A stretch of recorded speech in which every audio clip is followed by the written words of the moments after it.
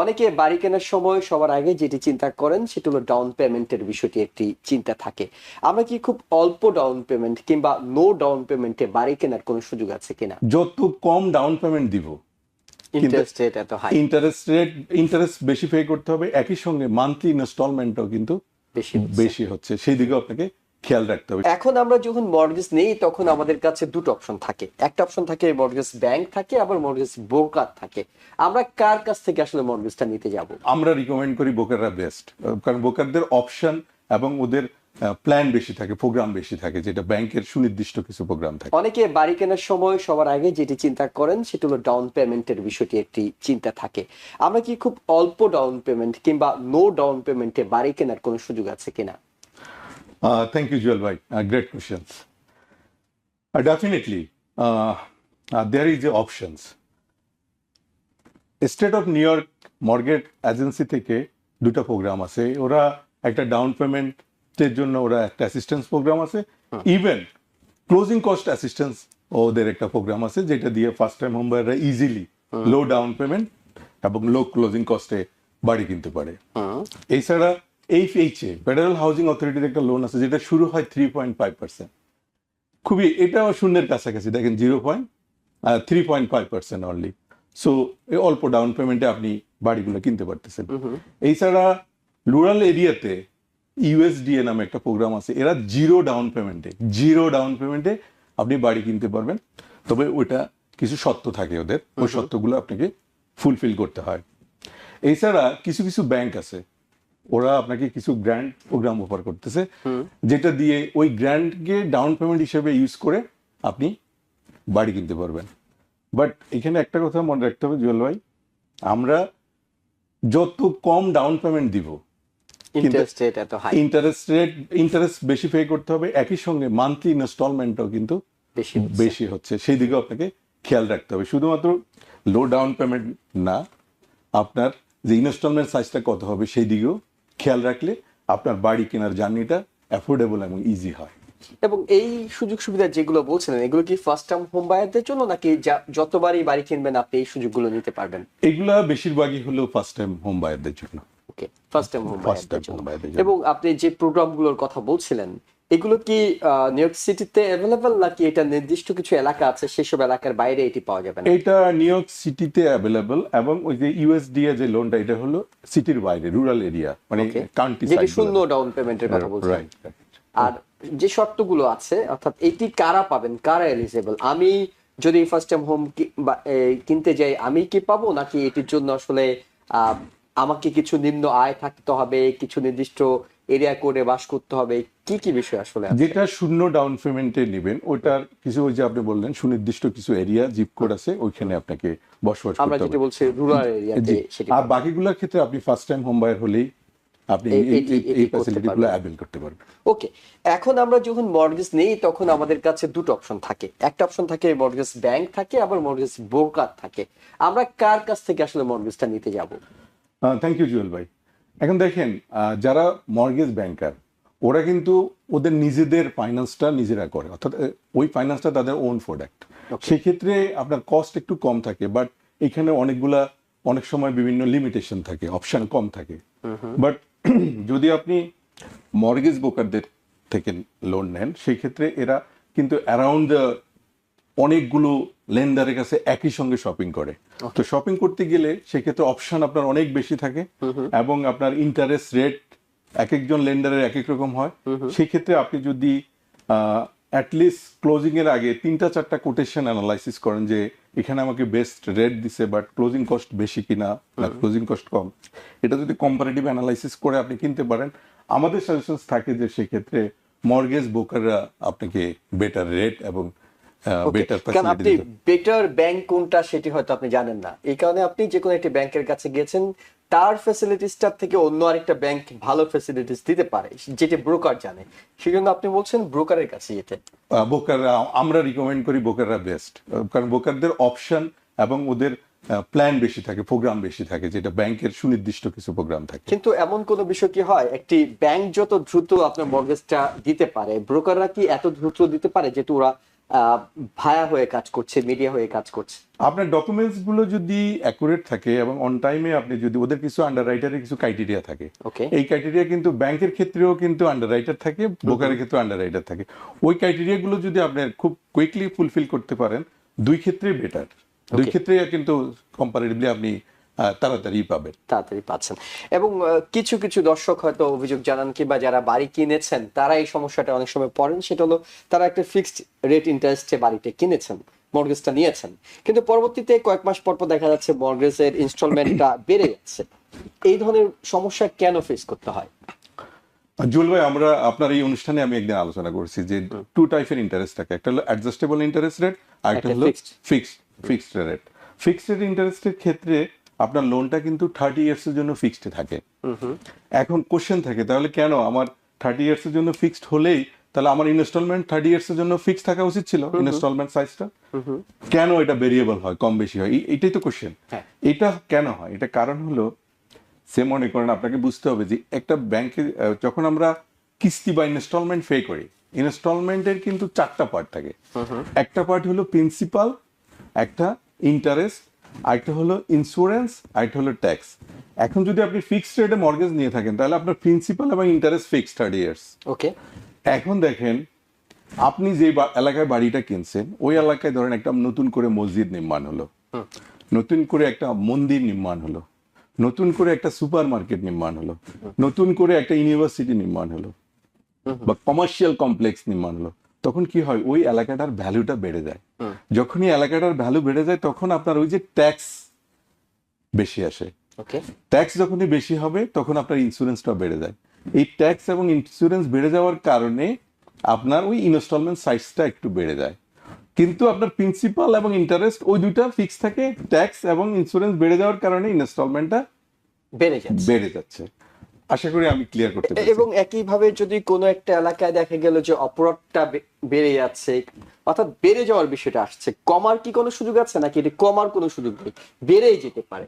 এটা বেশিরভাগ সময় যেহেতু এটা রিয়েল এস্টেটে খুব বড় ধরনের কোনো ডিজাস্টার না হলে রিয়েল প্রপার্টির ভ্যালু সহজে কমে না, এটা বেড়ে যায়, নরমালি বেড়ে যায়, খুব বেশি এক্সেপশনাল কিছু না হলে। কিন্তু হয়তো বন্যা কিংবা প্রাকৃতিক কোনো দুর্যোগের কারণে ইন্স্যুরেন্সের হয়তো কিছুটা কম আসতে পারে, এমন কোনো বিষয় কি আছে?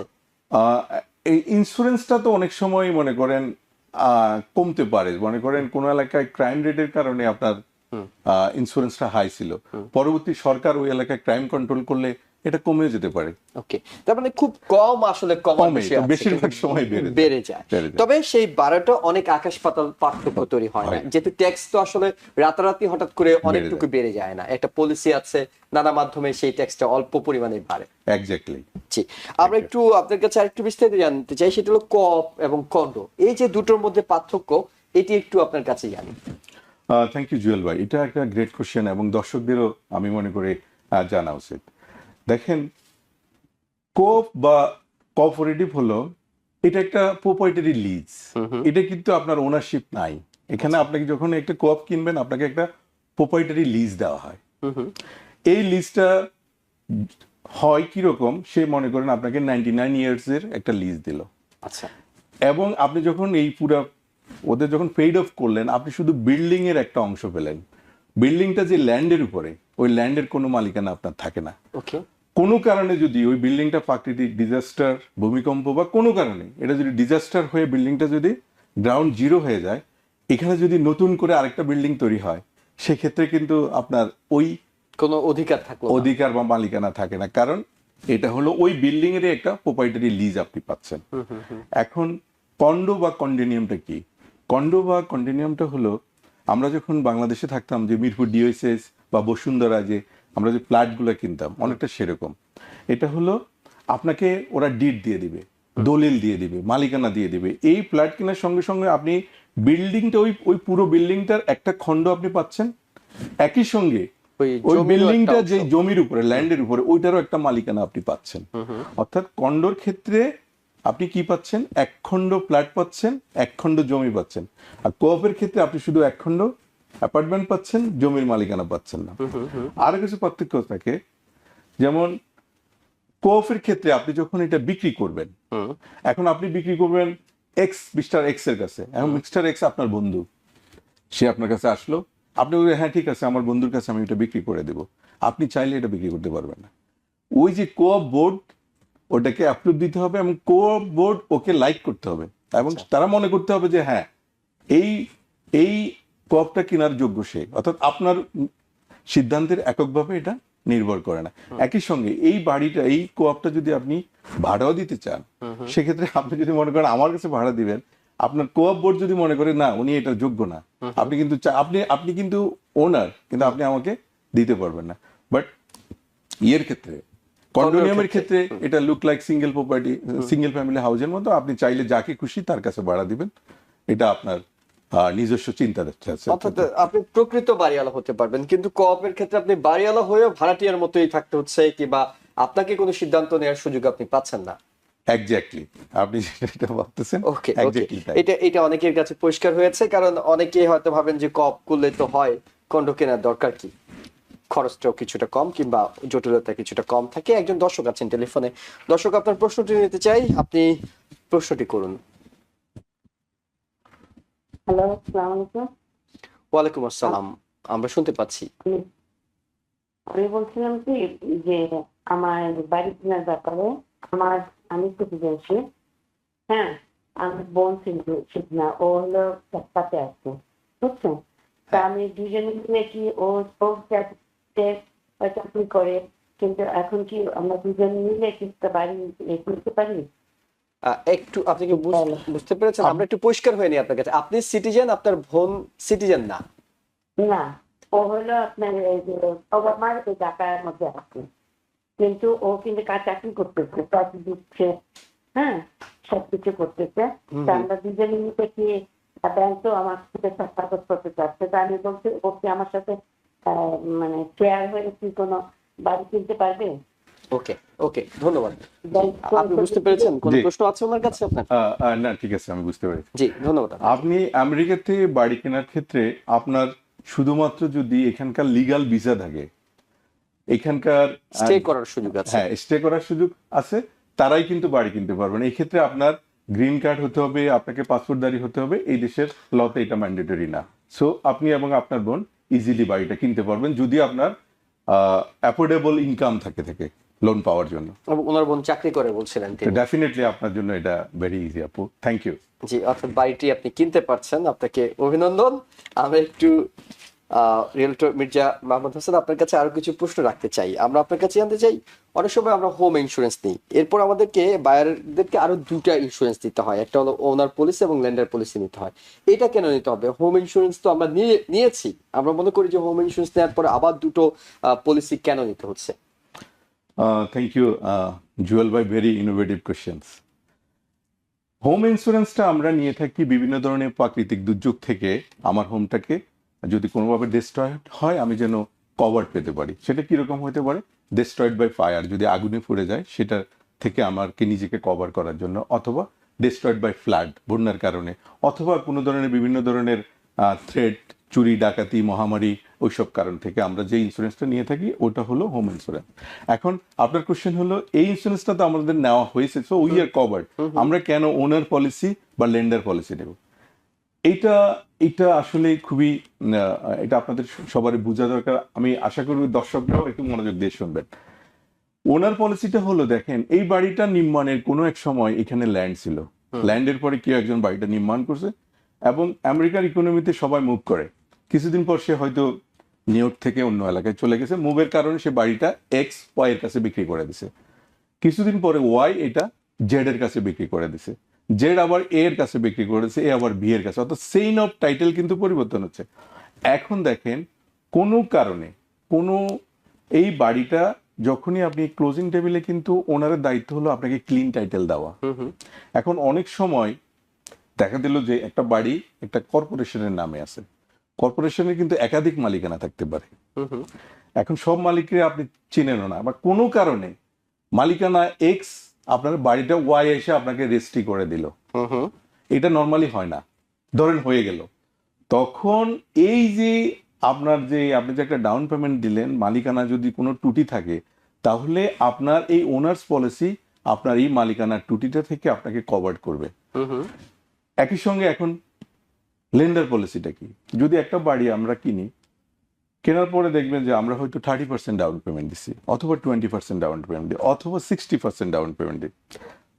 সো মনে করেন আমি বাড়িটা পেমেন্ট দিলাম 30%, আমি ডাউন পেমেন্ট দিলাম, আমি বাড়িটা কিনতেছি, তাহলে বাকি 70% কে ফাইন্যান্স করছে?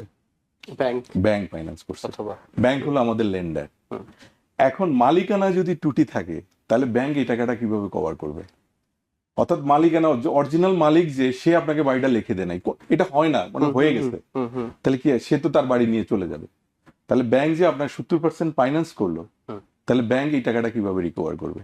যদি তার লেন্ডার পলিসি থাকে, তাহলে সে এই লেন্ডার পলিসি ফাইন্যান্সকে কভার করবে, অর্থাৎ যে ইনভেস্টরকে, অর্থাৎ স্টেক হোল্ডার দুজনকেই কভার করতেছে। একজন স্টেক হোল্ডার হলাম আমি নিজে, আরেকজন স্টেক হোল্ডার হলো ব্যাংক। ব্যাংককে কভার করতেছে লেন্ডার পলিসি, আমাকে কভার করতেছে ওনার পলিসি।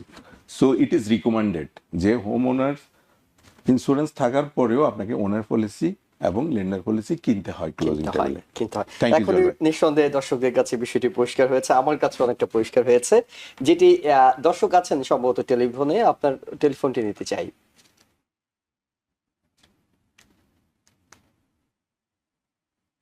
হ্যালো, জি হ্যালো, আমরা শুনতে পাচ্ছি, আপনি প্রশ্নটি করুন। দেখো কোশ্চেন হলো, আমার নাম মোহাম্মদ সেলিম রেজা, জি কুচবিহার থেকে বলছি। জি আমার যে লোন আছে, যদি আমি 40,000 একই সাথে পেমেন্ট দিয়ে দেই, ইন্টার পেমেন্ট দিয়ে দেই, তাহলে আমার সময় কমবে না প্রিমিয়াম কমবে, মর্গেজ কমবে? প্রশ্ন এক। দুই নম্বর কোশ্চেন হলো, জি আমি আমার যে ইন্টারেস্ট আছে রেট, হ্যাঁ যদি আমার চলে যায়, ট্যাক্স কমে যায়, প্রপার্টি ট্যাক্স কমে যায়, গভর্নমেন্ট কমে যায়, আমি এক সিনিয়র সিটিজেন, আমি অ্যাপ্লাই করছি এবং আমি এখন ইয়ার মধ্যে অ্যাবিলিটি আমার নাই, 50% অফ করে দিচ্ছি, তাহলে আমার কি টোটাল এইটা আপনার মর্গেজটা কমে যাবে না? জি থ্যাংক ইউ ব্রাদার।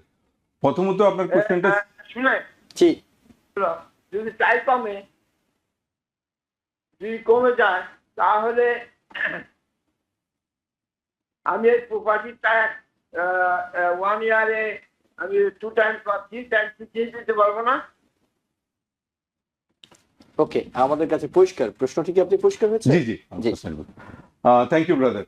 প্রথমত আপনার কোশ্চেন ছিল যে আপনি যদি প্রিপেমেন্ট, অগ্রিম পেমেন্ট করে দেন, সেই ক্ষেত্রে আপনার যদি, আপনি যখন লোনটা নিয়েছেন তখন যদি আপনার প্রিপেমেন্ট যে একটা ক্লজ থাকে, সেটা যদি থেকে থাকে, তাহলে ওই ক্লজের কন্ডিশন অনুযায়ী আপনি ওয়ান টাইম সেটেল করে দিতে পারবেন। সেক্ষেত্রে যদি প্রিপেমেন্ট কোনো পেনাল্টি না থেকে থাকে, আপনি ইজিলি ওটা পে অফ করে দিতে পারবেন। আপনার দ্বিতীয় কোশ্চেনটা ছিল যে আপনার প্রপার্টি ট্যাক্স যদি কমে যায়, সেক্ষেত্রে আপনার ইন্টারেস্ট কমবে কিনা। হ্যাঁ, ডেফিনেটলি। আমি একটু আগেই, আপনি হয়তো আমাদের আলোচনা শুনেছেন যে একটা মর্গেজ ইনস্টলমেন্টের 4টা কম্পোনেন্ট থাকে। একটা বলছি প্রিন্সিপাল, ইন্টারেস্ট, আর কি ইন্স্যুরেন্স এবং ট্যাক্স। সো যেহেতু আপনার ট্যাক্স কমে গেলে ডেফিনেটলি আপনার ইনস্টলমেন্ট সাইজটা কমে আসবে। Thank you. জি, আরেকজন দর্শক আছেন। দর্শক, আপনার টেলিফোনটি নিতে চাই, আপনি প্রশ্নটি করুন। জি, আসসালামু আলাইকুম। ওয়ালাইকুম আসসালাম। আমার দুটো প্রশ্ন রয়েছে আজকে। প্রথম প্রশ্নটা হচ্ছে, আমি জানতে চাচ্ছিলাম যে হোম ইকুইটি লোন আর হচ্ছে হিলকের পার্থক্যটা। আর দ্বিতীয় প্রশ্নটি হচ্ছে, আমি যদি হোম ইমপ্রুভমেন্ট লোন নিতে চাই, কি কি লাগবে? ধন্যবাদ আপনাকে। ধন্যবাদ ব্রাদার। আপনার দুইটা কোশ্চেনই মর্গেজ রিলেটেড। সো আমরা রিয়েল এস্টেট সম্পর্কে আজকে কথা বলতেছি। আপনি আমাদের অফিসে আসুন, আমাদের মর্গেজ এক্সপার্টরা আছেন, আমরা একসাথে বসে আপনার এই প্রবলেমটা সলভ করবো। জি, দর্শক আপনাকে ধন্যবাদ। আপনার কাছে শেষ যে প্রশ্নটি করতে চাই, অনেক ইনভেস্টমেন্ট প্রপার্টির সময় আমরা মনে করি যে ফুল ক্যাশে কিনবো নাকি আমরা ফাইন্যান্সে কিনবো, এই ক্ষেত্রে আপনাদের অপিনিয়ন কি থাকে? থ্যাংক ইউ জুয়েল ভাই। দেখুন, আমেরিকান ইকোনমিতে একটা কথা আছে, লিভারেজ। লিভারেজ শব্দের অর্থ হলো যে অন্যের ক্যাশ ইউজ করে নিজের সম্পদ বাড়ানো, নিজের ইকুইটি বাড়ানো, নিজের ওয়েলথ বাড়ানো। সো আপনি কেন 100% ক্যাশে একটা জিনিস একটা বাড়ি কিনবেন? আপনি বরং 100% ক্যাশে না কিনে 25% ডাউন পেমেন্ট দিয়ে 4টা বাড়ি কিনুন। পরবর্তীতে রেন্টাল ইনকাম থেকে আপনি আপনার মর্গেজ পরিশোধ করুন।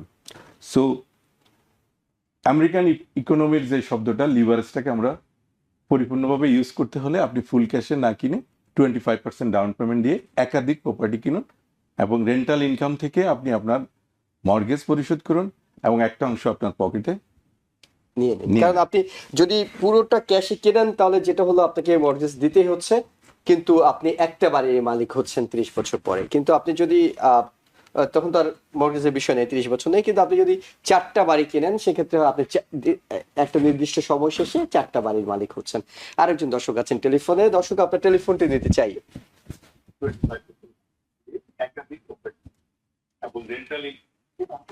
দর্শক, আপনি একটু টেলিভিশনের ভলিউমটি কমিয়ে প্রশ্নটি করুন।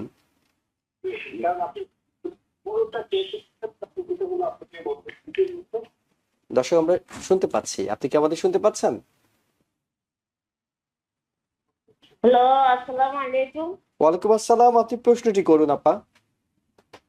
আমার প্রশ্ন হচ্ছে, আমার ভাই যখন বাড়ি কিনছে হ্যাঁ, তখন ওইখানে আমিও ডাব্লিউপিতে চাকরি করতাম, তো আমারও নাম ছিল, হুম আমার সিগনেচার নিচে হুম, ওই বাড়িতে আমার ভাইয়ের সাথে আমার নামও ছিল। হুম এখন আমি যদি একটা বাড়ি নিতে চাই, তখন আমি যে আমার ভাইকে বাড়ি কিনে দিচ্ছি, এখন আমি বাড়ি নিতে কোনো অসুবিধা হবে কিনা? থ্যাংক ইউ আপু। এখানে একটু অসুবিধা হবে, কারণ লোন দেওয়ার সময় লেন্ডার সবসময় ডেপ্ট টু ইকুইটি হিসাব করে, অর্থাৎ আপনার ইনকামের তুলনায় আপনার ডেপ্ট, আপনার লায়াবিলিটি কতটুকু আছে। যেহেতু আপনি আপনার ভাইকে কো পেমেন্টের জন্য সাইন দিয়েছেন, সেখানে একটা লায়াবিলিটি শো করতেছে। সো আপনি বেটার হবে আপনার ভাইকে বলেন ওটা রিফাইন্যান্স করে আপনাকে ওপেন করে দিতে বা আপনাকে রিলিজ দিয়ে দিতে, এরপর আপনি বাড়িটা কিনুন, এটা আপনার জন্য ইজি হবে। থ্যাংক ইউ আপু। জি, নিঃসন্দেহে আপনি আপনার প্রশ্নের উত্তরটি পেয়েছেন, এবং দর্শক যারা প্রশ্ন করছিলেন, আপনাদের অনেকগুলো প্রশ্ন আমরা এখনো হয়তো সময় স্বল্পতার কারণে নিতে পারছি না, তবে ব্যক্তিগতভাবে যদি রিয়েলটরের সাথে যোগাযোগ করেন তিনি হয়তো আপনাদের প্রশ্নগুলোর উত্তর দিতে পারবেন। নিউ ইয়র্ক থেকে সম্প্রচারিত TVN 24 টেলিভিশন বিশ্বজুড়ে বাঙালির কণ্ঠস্বর।